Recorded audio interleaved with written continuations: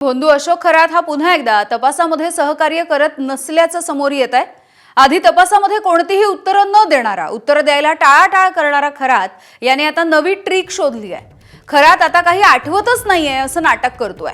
Police तपासामधून सुटका करून घेण्यासाठी अशोक खरात याने ही गजनी ट्रिक शोधून काढली आहे। या आधी देखील डोकं दुखत असल्याचं सांगत प्रकृती अस्वस्थ असल्याचा बहाणा देखील त्याने केला होता।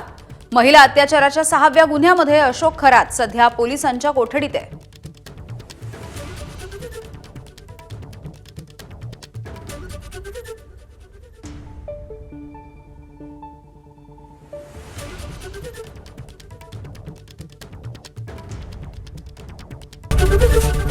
एबीपी माझा, उघडा डोळे बघा नीट।